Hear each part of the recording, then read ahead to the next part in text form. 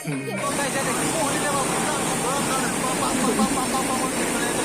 guys, welcome back to my new vlog. আশা কৰিছোঁ যাতে চবৰে ভাল হয়। মোৰ এটা নতুন ভিডিঅ'লৈ পুনৰবাৰ স্বাগতম। আৰু গাইজ বৰ্তমান মই আছোঁ এতিয়া সৰিয়হ বাৰীত। আপোনালোকে দেখি পাইছে মোৰ চবফালে চাৰিওফালে সৰিয়হ এনেকুৱা ভাল লাগিছে কথাটো গাইজ। একদম জুবিন দাৰ মৰিলং গানটো যেনেকৈ এনেকৈ ধাওকৈ পৰি দিয়ে যেনেকৈ পৰি দিব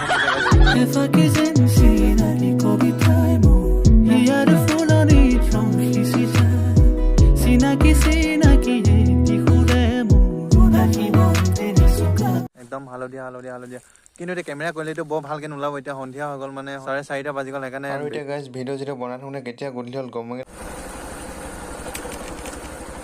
ঠাণ্ডা পুৰা গাইজ।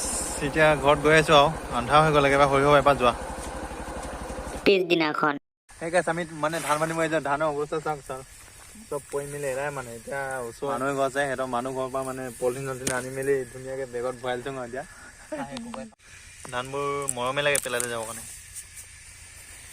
এইটো বস্তাৰ পৰা খুলি গ'ল চাইকেলত লৈ গৈছিলোঁ। উঠা সোনকালে উঠা জোকাই খাব পাৰিব।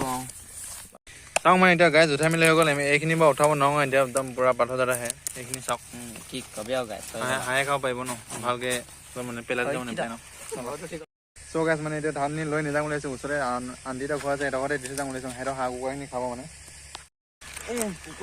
দি দিবি যা। চ' গাইজ এতিয়া মানে উঠাই মেলি ৰেডি হৈ গ'ল। এতিয়া লোড দি দিলোঁ। এইখন চাইকেল ভৰ্তিকৈ আহি আছে 2 বস্তা আৰু এখন আছে আগত। তাৰপিছত মই এবস্তা নি আছোঁ বাইকত। এইজন ভাইটিয়ে ল'ব এইখন চাইকেল মানে ইয়াত এবস্তা আছে। ৰাস্তা সাংঘাতিক বেয়া গাইজ। মিল আহি মেলি পাই গ'লোঁ এতিয়া। আৰু এতিয়া আগে ধানবোৰ জুখি ল'বলৈ মোৰ 1.5 টকা কেজিকৈ।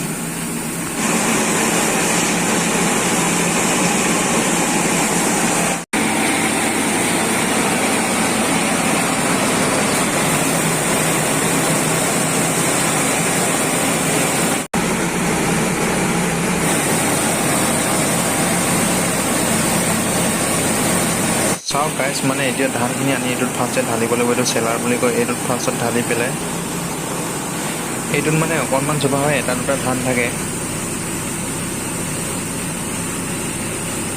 আৰু এইটোত ঢালি হোৱাৰ পিছত 2 নম্বৰ চেলাৰটোত দিব লাগিব।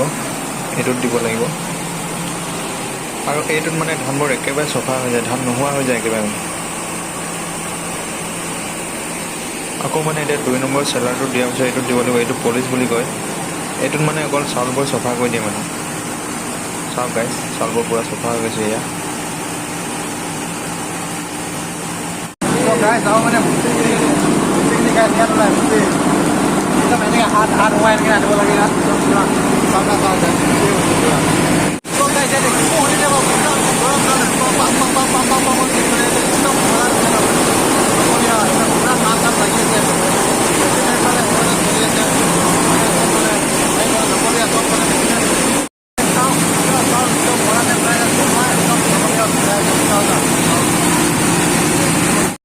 মানে এতিয়া ধান ভাঙি আছে। এয়া হৈছে আমাৰ অপাৰেটাৰ মেচিন অপাৰেটাৰ মানে মেচিন কণ্ট্ৰল কৰে।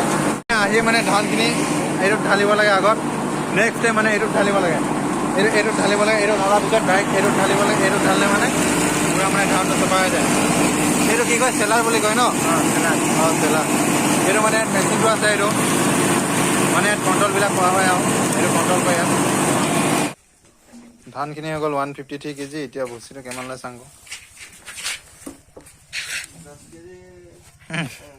12 কেজি 10 গ্ৰাম। চ' গাইজ মানে এতিয়া ধান ভানি খতম হৈ গ'ল। এতিয়া গধূলি হৈ গ'ল। দাদাৰ লগত মই যিহেতু নামচাই গৈছিলোঁ, নামচাই গৈ আহোঁতে মানে গধূলি হৈ গ'ল। আৰু আজিৰ ভিডিঅ'টো ইমান এটা সামৰণি মাৰিছোঁ। যদিহে ভিডিঅ'টো চাই ভাল লাগে লাইক কৰিব, কমেণ্ট কৰিব আৰু যদিহে নতুনকৈ চেনেলটো ছাবস্ক্ৰাইব কৰিব নাপাহৰিব।